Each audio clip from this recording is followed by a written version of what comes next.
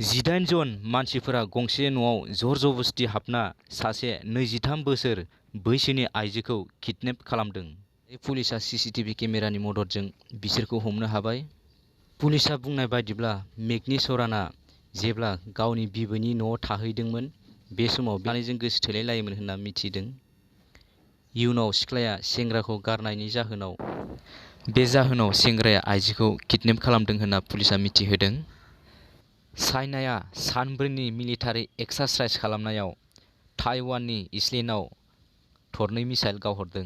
रासियाया डनेट्स्क अब्लास्टनि बास स्टपआव बम गावहरदों आरो बे बमजों 8 जना थैदों आरो 3 गथ'साफोरखौ लाफाना 7 जखम जादों होनना मिथिनो मोन्दों। नेक्स्टआव दङ Aizawl battalion, Assam rifle, Mizoram police ज' लोगो नांना मिज'रामनि आइजलाव 2 करोड़ रांनि ड्राग्सजों लोगोसे सासे ड्राग्स फालांगियारिखौ पुलिसआ हमनो हादों। तामिलनाडु स्टेटनि माखासे डिस्ट्रिक्टआव अखा हानायजों लोगोसे बारहुंखा सार अन्थाइ गावदों। बिनि जाउनाव लामा सामा खारनाय गारि मटरफोरखौ ट्राफिक जाम जानाय नुनो मोन्दों।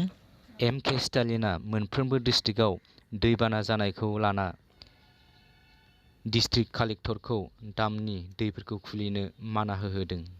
नेक्स्टआव दङ मुम्बाइ पुलिसआ 1,400 करोड़ रांनि 700 किल'ग्राम ड्राग्स हमदों आरो बे ड्राग्सखौ पालघार डिस्ट्रिक्टनि नालासोपारायाव हमनाय जादों।